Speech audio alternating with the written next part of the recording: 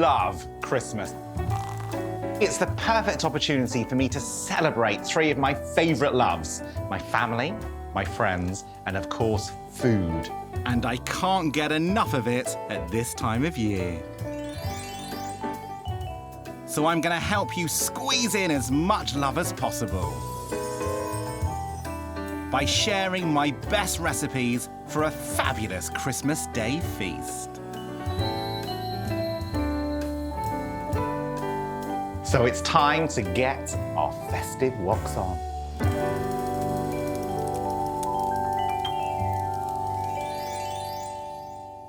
For me, growing up, Christmas was so important. My dad would close the restaurant just on a couple of days a year. So when it got to Christmas Day, it was probably one of the only times that we got together as an entire family. We would be so excited about the presents, so excited about Santa. But most of all, we were so excited about spending the day together. To kick off my Christmas menu, I'm starting with an indulgent breakfast. My Christmas breakfast gets as much thought as my Christmas lunch. I look forward to it just as much. And there's one dish that I love to serve up for myself and my family, and it is a French toast. But being part Asian, there's always a little bit of a twist. Really simple ingredients: brioche bread.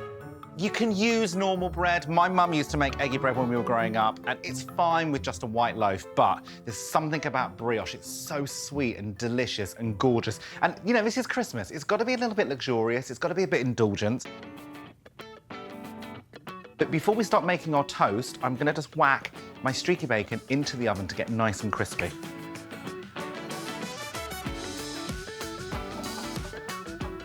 Right, so she can just go in to our oven to cook.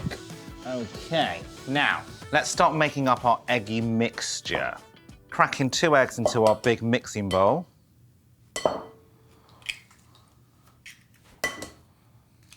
I'm gonna put in some vanilla bean paste. Now, there's a few ingredients in my kitchen that I really insist on having very good quality, and vanilla bean paste is one of them. So much flavour in there. That is going to go a long way. And my Asian twist, coconut milk. Don't go for the light stuff. You want maximum coconut flavour. I'll fry the brioche in a little vegetable oil, but you can also use butter. We're now going to soak our brioche in our gorgeous liquid. I like mine wet. I like a lot of mixture on my brioche. If you want the toast to be toast, then I would say just dunk it in and take it out straight away. But I like all of this mixture on the outside. I like it until it's starting to fall apart, which is what's happening right now. Cook until they're beautifully golden brown on each side and they're screaming, "Eat me." I first had this version of French toast when I was out in Singapore, and we went out for breakfast with all the people I was traveling with, and we had this coconut French toast, and it was one of those mind-blowing moments where you think to yourself, why the hell have I never had this before? Because it is so delicious and it's so easy, isn't it?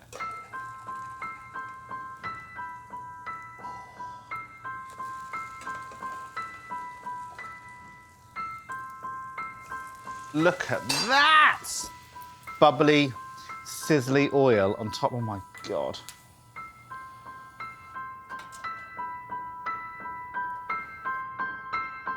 Nothing left but to stack these gorgeous vanilla and coconut-soaked brioche.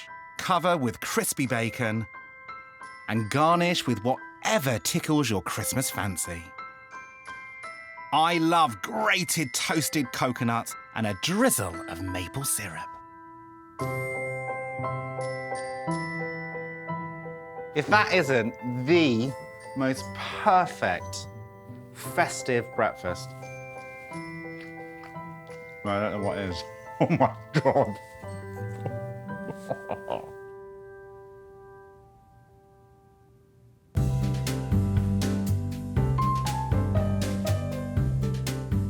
Christmas for me has always been a very emotional time because the whole family gets together. Dad comes downstairs. The first thing he screams to the family is, "Merry New Year!" for some unknown reason, thinking he is really funny. And the kitchen's going already with all the food, the presents are going in. It's just absolute chaos all day long because we are such a foodie family. We love to cook. So my mum and my brother will do the lunch. Me and my sister will do the breakfast or the tea. My dad's in there kind of bossing everybody around. The whole day we are just in the kitchen until it gets to early evening and we all collapse with full stomachs and full hearts. But there's a way to go yet. This is just the beginning. My next job is a Christmas cocktail with the perfect canapé. All you need is a block of puff pastry and some parmesan. My mum used to make cheese twists when we were growing up. And I just remember it being very bougie.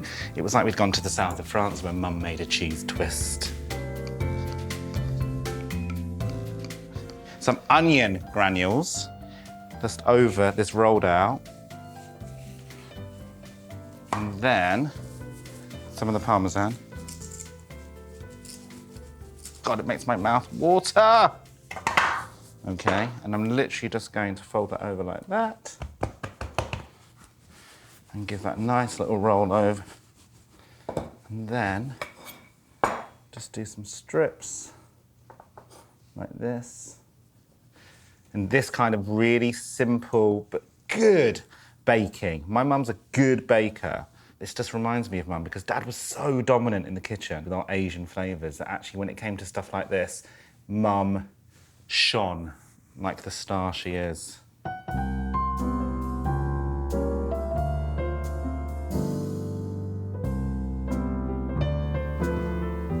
Hello, Puddin'. You can smell the cheese.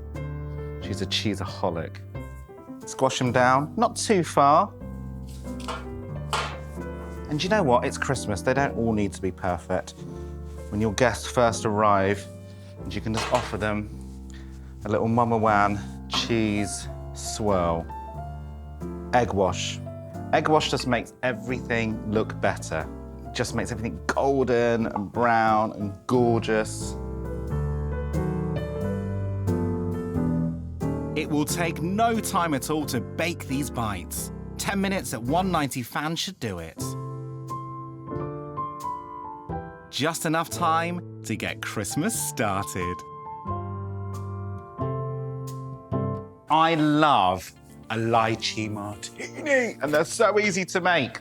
We're just gonna whack some ice into our cocktail maker. There you go. And then we're gonna measure up. So we're going for 3. Dolly knows Daddy's drinking. 3 large double measures of the lychee liqueur. Then we're gonna go for 2 vodka. It's like a free pour in my house. Dolly, Daddy's having cocktails.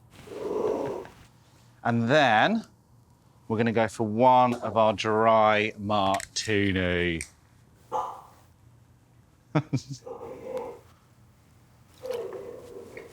Dodo. Okay, 1 second. Excuse me, I'm just gonna go and sort my dog out. You can sit there. Could be back. Right. Ugh. You. Come here. Sit. Sit. Stay.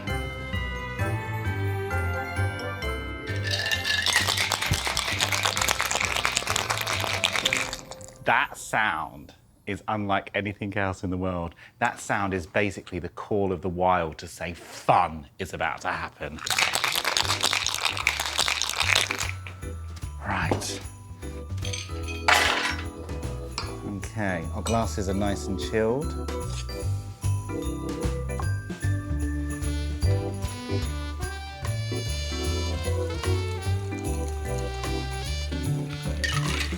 One cocktail with lychee liqueur, vodka and dry martini. And there you have it. Christmas in a glass. With my cheesy bites. You're welcome.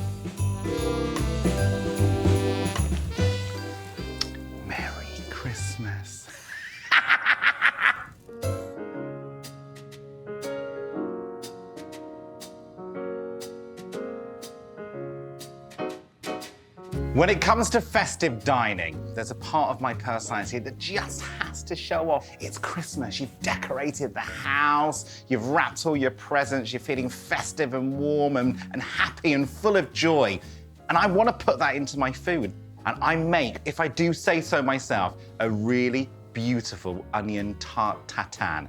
And I'm about to show you exactly how you get this dish right for Christmas, and it is fail-safe. Start with melting butter along with some bay leaves in an oven-proof pan. Top and tail, and then you're going to go literally in half. And then you're going to take the outside layer off, and these look so beautiful in the pan. I think festive eating, it's got to look gorgeous, hasn't it? Once the butter is sizzling, add a teaspoon of brown sugar. Now, I'm going to put a glug of my Madeira. A splash of white wine vinegar to balance the sweetness, and it's time for the onions. Now, just drop those in. And they're going to go really soft and soak up all of that beautiful liquor.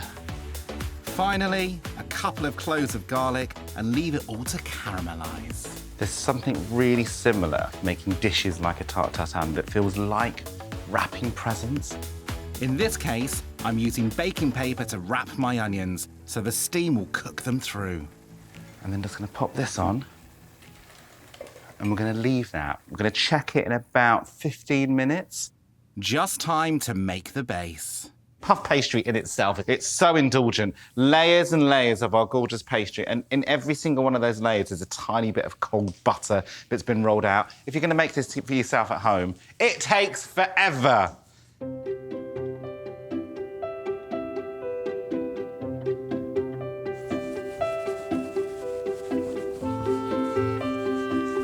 The warmer this gets with the rolling, the easier it gets to roll. So just take your time with it.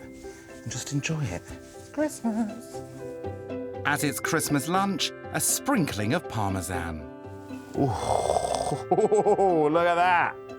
Merry Christmas, one and all. Gorgeous, not too much. The onions are the star. Okay, so I'm gonna get my pastry. I'm just gonna make these gorgeous little twists. And I'm just literally gonna lay it on the outside of my onions, pushing it up the pan a little bit. And just press that in. And this is all going to puff up and be absolutely gorgeous. How beautiful is that? Oh, yes! Pierce the pastry to allow the steam to escape and pop in the oven at 180 fan for 30 minutes.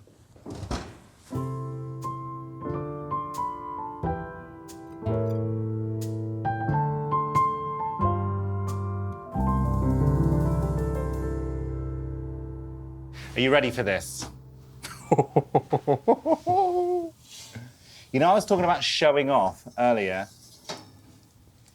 That is the reason why.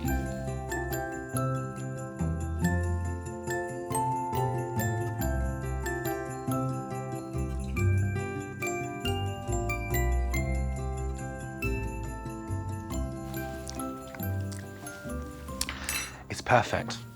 Perfect Christmas, festive food. That, for me, is an absolutely splendid centerpiece to my Christmas table.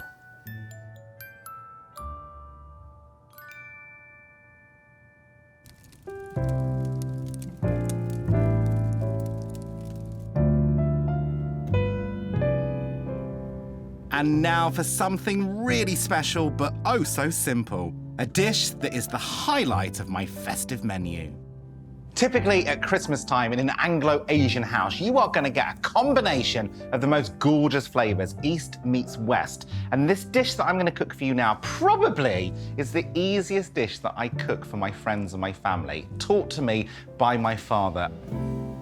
Using a whole fish really gives this sea bass dish the wow factor.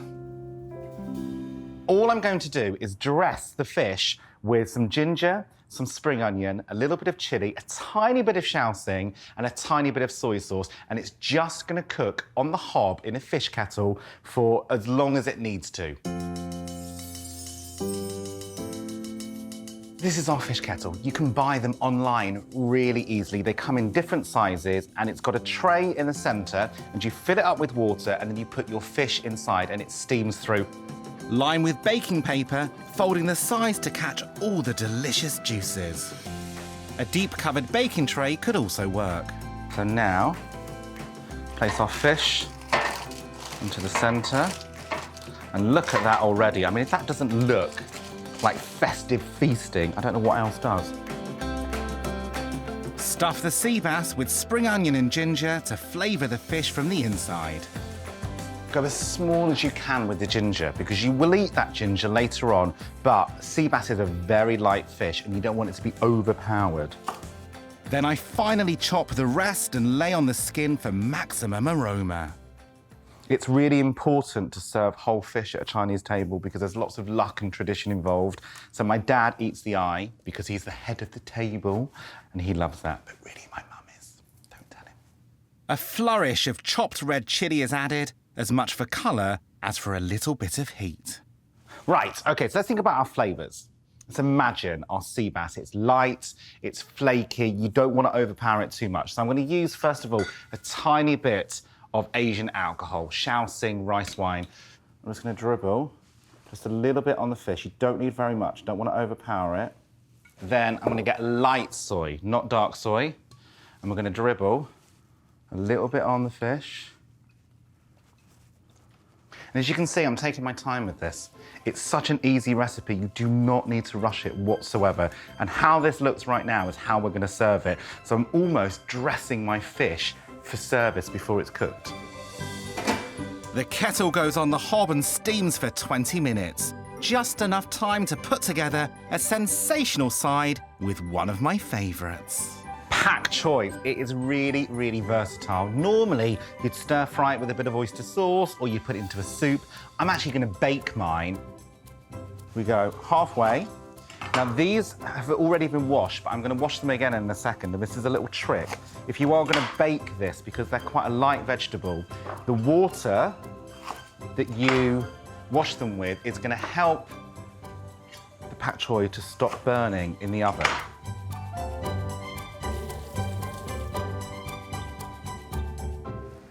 Oh, yeah. Gorgeous. Now, the baking paper is really important here because this is going to bake, and what you don't want to do is you don't want your veg to be stuck to the bottom of your dish. Okay, you can go there. I'm just going to tuck these leaves in because the leaves are really delicate and they will scorch quite quickly. And you want a little bit to char, but not all of it. You don't want it to feel burnt. Oh my God, that looks so beautiful.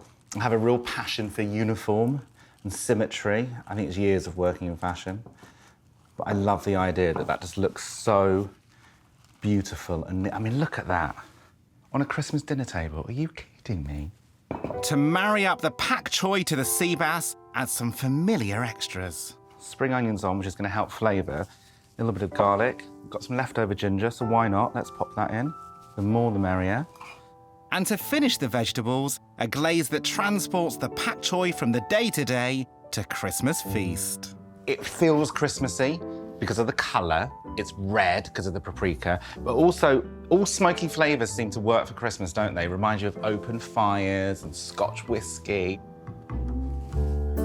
Mix the paprika with olive oil and drizzle it over.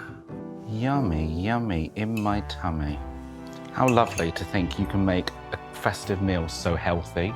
I mean, there's nothing wrong with these dishes at all, is there? I mean, this is pure, proper festive fitness. Then it goes into the oven at 180 fan for 30 minutes. Now, because it's Christmas and I love you, I'm about to share one of the Wan family's secret recipes. It's basically an oil that we would have with boiled prawns or scallops or sea bass. And I, over the years, have named it dragon oil because it's really dramatic, and dragons are dramatic and very Asian. So I'm going to put in the chili, the spring onion and the garlic into a bowl with a whole load of light soy sauce. And then I'm going to boil some vegetable oil and I'm going to pour it into the soy sauce mix, and it's all going to sizzle and fry, and it creates the most delicious dipping sauce you will ever try in your entire life. And I'm going to serve that alongside my gorgeous sea bass. Okay, so you're in. So now hob on and a whole load of vegetable oil. Once you've had this, I promise you, you will no longer reach to your fridge for the bottles of shop-bought dipping sauces. You will just make a load of this up and leave it in the fridge and just go to it whenever you need a little mouth rush, a rush of flavour. Now for some drama, but make sure to use a heat-resistant bowl for this. Right, our hot oil is now going to go into our soy sauce, chili, garlic, spring onion mixture.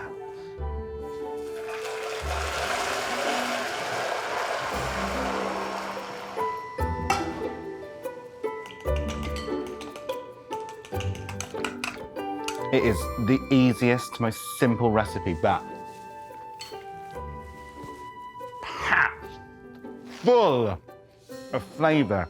That is like a flavour train driving into your mouth. It's amazing. Oh, wow. I mean, look at that. Oh, yum. Everything is ready to serve.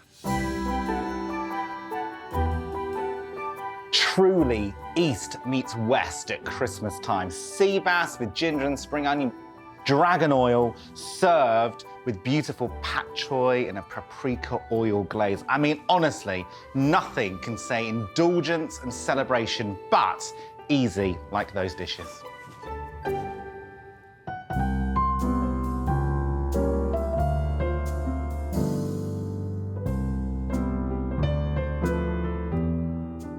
So what would Christmas be without a roast? It doesn't always need to be traditional, like a turkey or a chicken or a dry bit of beef. So for my Christmas festive favourites, I'm going to do a lovely slab of belly pork. This version, I'm going to do all those gorgeous, beautiful Asian aromats, but in two stages. The first stage is to boil off the belly pork with the flavours, and then I'm going to roast it afterwards with just simply some honey and soy sauce. It's that easy, but you've got to get your liquor right first. And the liquor is all the water that's going to boil the meat. Now, the belly pork, I've had skinned from the butcher, and the reason why this cut of meat works is because of all the fat that runs through. In every single layer of that fat is where all the taste is. So we're just going to whack that into a saucepan of some water. Add in some dry shiitake mushrooms, half a teaspoon of fennel seeds, and a few cloves. Now, we want this to be really subtle, which is why we're cooking it twice. In that liquor, it's going to slowly go into the meat. We don't want it to be too strong, just a hint. Then, cinnamon sticks, 3 star anise. No Asian cook is complete without white onion, root ginger, and garlic.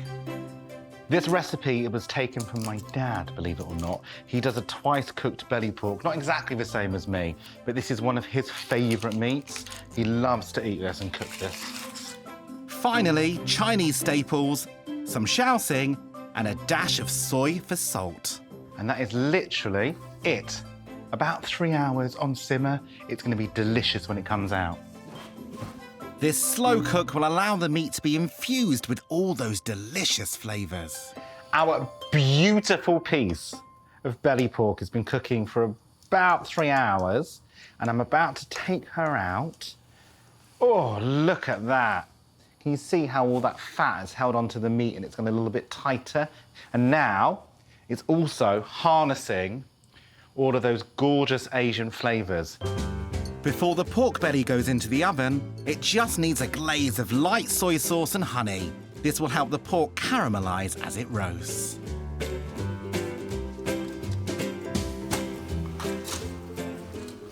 Is your mouth watering?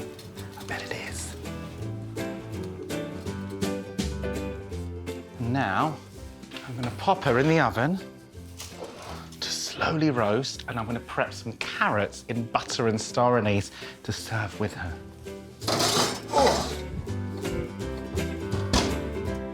I can't think of anything better than whole sweet carrots to go on the side of a roast. I'm just going to wok fry mine with a single star anise, full of flavour, a good knob of butter in. I've already blanched the carrots so they're 2/3 done. Oh, look at that. It is Christmas. So our star anise is now reacting in that butter and releasing just a tiny hint, a little accent of flavour. A little bit of sea salt, tiny bit of cracked black pepper. Can you believe I'm using black pepper in a Chinese kitchen? But it just works. And I can turn them off now, and they can just sit in their residual heat, soaking up all that butter and the salt and the pepper and the star anise while I wait for my lovely pork belly to finish. The secret to a good roast is a good basting. Basty, basty, basty. All we're looking for now is a caramelized roasting of that honey and soy sauce. And so I would say every 7 to 10 minutes, take it out and rebaste it. You can see those edges are just starting to go now. Crispy, crispy, crispy.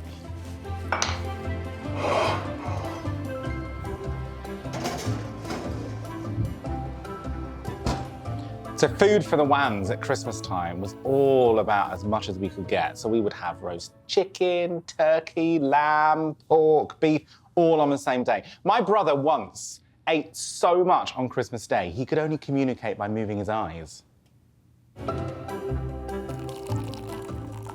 Right, pork time. Absolutely perfect. So look at that, moist, but really well roasted, and then that beautiful caramelization on top. That's where all the flavor's gonna be, in the top of that pork. Okay, so it's time to plate up. Oh, beautiful. Can you think about eating a traditional Christmas roast and everything's at the center of the table and you just kind of help yourself to it? That's how Asian people eat all year round. Look at that. Oh my goodness gracious me. Nice, thick slabs. Can you hear that squidgy fatty in the middle? That was my nickname at school. Okay, so now. Okay.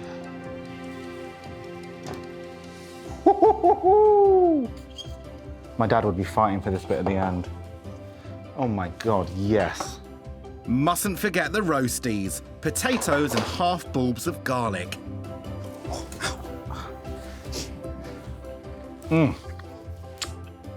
Sweet belly pork with soy sauce and all of those beautiful flavors that have seeped into the flesh. Absolutely stunning. For a slightly different roast this Christmas, caramelized, buttery star anise carrots and garlic potatoes. That, for me, is a Christmas winner.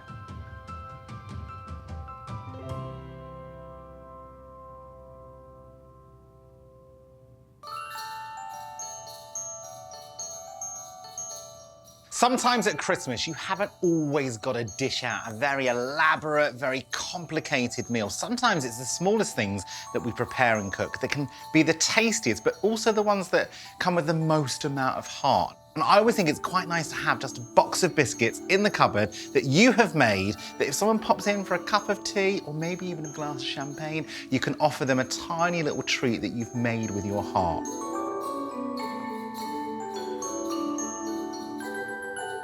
And that's what I'm gonna make now, my 3 ginger cookies. So I'm using stem ginger, which you get in a jar, just in a syrup. I'm using ginger powder, which is really fiery. And I'm also using crystallized ginger, but the crystallized ginger is going on top. So we've got a very, very basic biscuit recipe we're gonna whack in to our food processor. To 250 grams of softened butter, 150 grams of caster sugar, and we're just gonna cream that together. Now, what I'm looking for is a really nice, creamed, slightly whiter, slightly pale mixture. Okay, who loves licking the spoon? God, it's one of the best parts. Done. As easy as that.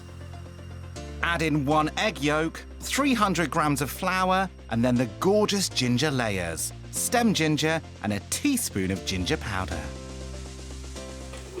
If you think about the flavours and the complex sweet and salty, sweet and sour between the ginger and the sugar, it's very, very Asian. And just to boost that slightly, I'm just gonna put a pinch of rock salt in. If you think about it, you know, salt works with sweet really well. Salty caramel chocolate, salty caramel ice cream, salty caramel Gok Wan, perfect.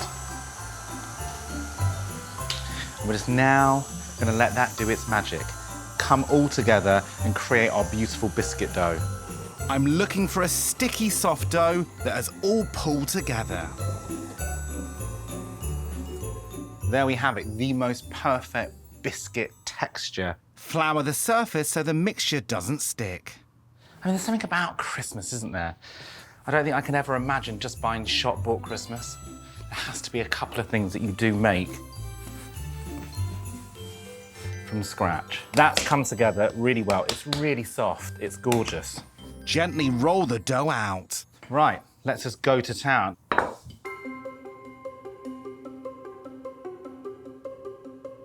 They look gorgeous. There's something really satisfying about putting a cutter into soft dough. Cut out a mix of large and small stars. 5, 6, 10. There we go. Right, what I'm gonna do is I'm gonna whack them in the fridge just for 10 minutes, just to set that butter again, and it's gonna allow the shape to stay there far better when they cook. To stick the stars together, I'm going to need icing sugar. It's really, really easy. It's just icing sugar and a little bit of water. And this is gonna act as my glue. That will stick my little star to the big star. And you are looking for literally like glue texture. But it's time to get our cookies in. Oven at 180 degrees fan and biscuits out the fridge. Right, great. A little bit more firm to the touch. Into your oven, middle, 12 minutes. Time to make a cup of tea.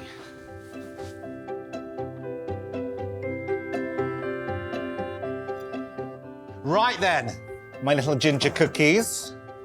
Look at that. Okay, so what we're gonna do is we're gonna get these out onto a cooling rack.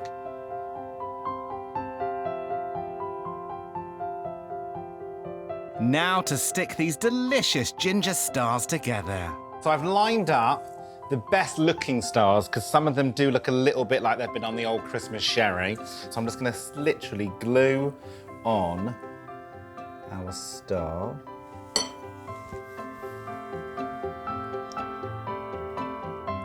Oh, it's so cute. Dribble the icing onto the cookies however you please. The trick is to be confident and quick. That looks gorgeous. Oh yeah. Oh, love. Love, love, love. To make them even fancier, some orange peel strands and chopped crystallized ginger. Oh, I love those. Look how gorgeous that looks. It's so Christmassy. There we go. My 3 ginger star-shaped Christmas cookies. Oh my God, yeah. The 3 layers of ginger, 100% works. Delicious, sweet, biscuity. I could eat those until February.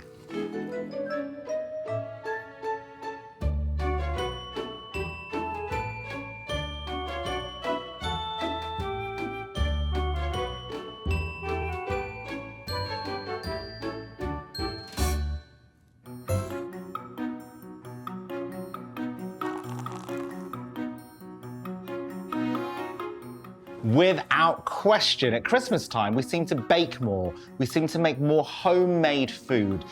And it doesn't always have to be super tough. It can still be indulgent, as it should be at Christmas. So I'm now gonna make a sticky toffee pudding. I mean, Dolly, even when I talk about it, Dolly starts barking. A sticky toffee pudding.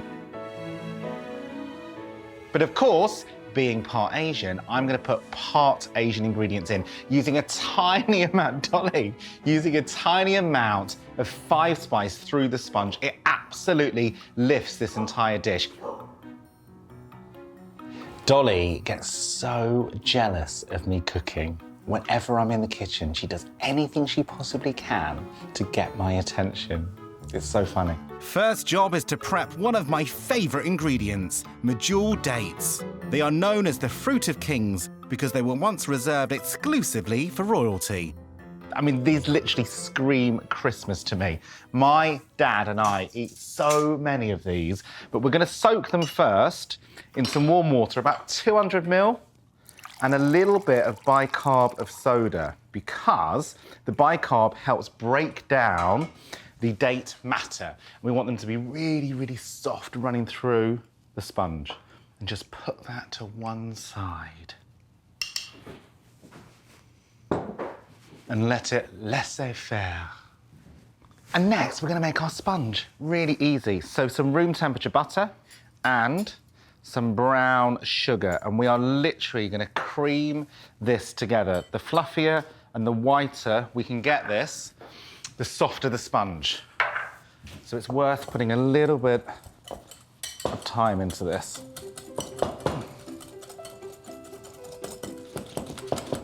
And my top whisking tip. I'm gonna use my stomach as a support. Literally using my stomach.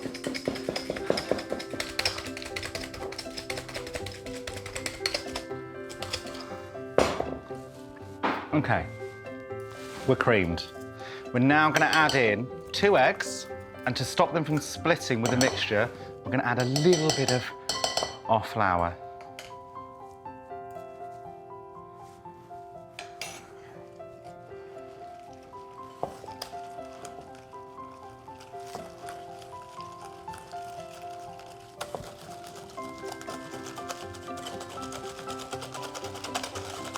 There we go.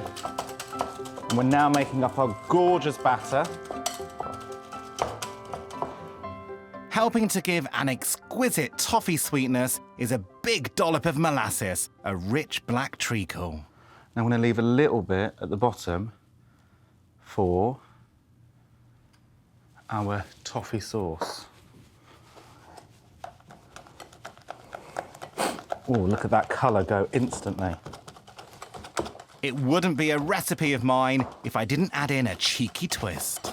Okay, now a teaspoon of our Asian spice, 5-spice. And that is just going to add such warmth and depth to our sponge.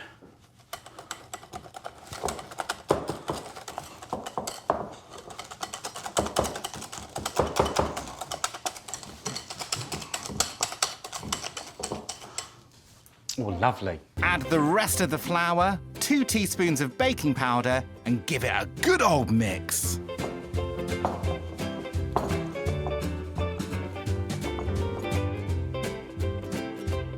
Just before we put our gorgeous mixture into our tin, we're now going to add all that water and our gorgeous soaked dates. And we're going to mix that in as well. Look at that. There's such a gorgeous sweetness to those dates. I mean, dates 100% remind me of Christmas, and my dad in particular. We used to get those long containers with the funny fork inside. They're always a bit hard, and as I've got older, I now realise that my mum was just buying the wrong dates. Got to get the medjool ones, the really, really beautiful ones. Right, okay, we're all mixed. I've got a baking tin that I've greased, double protection for stickiness. And now, oh yes, Merry Christmas, one and all.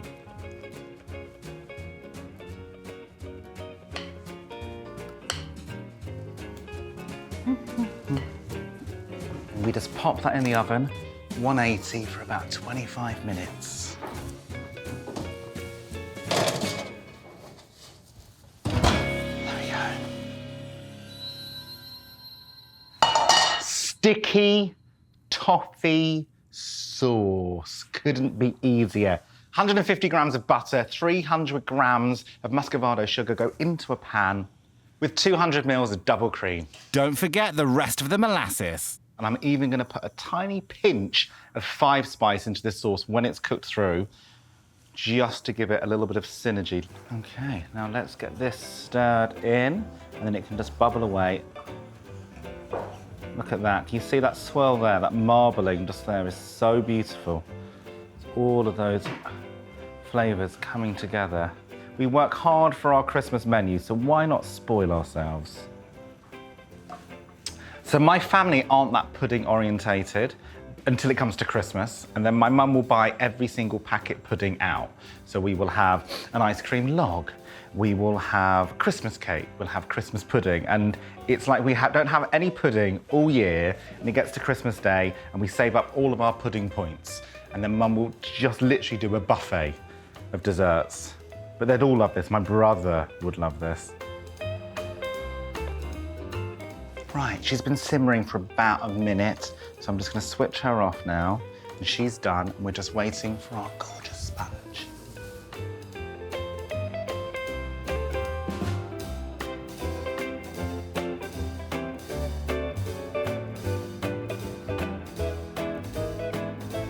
Right, 35 minutes, and look what's happened. Beautifully risen.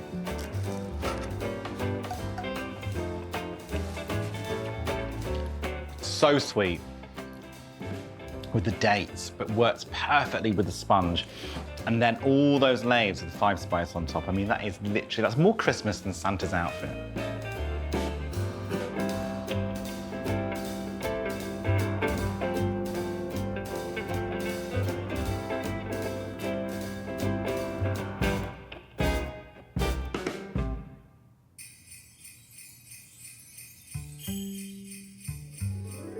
Christmas for me is by far the best time of year because it's about indulgence, celebration, happiness, joy, luxury, spending time with your friends, your family, and the people you love the most. Thank you so much for sharing my Christmas.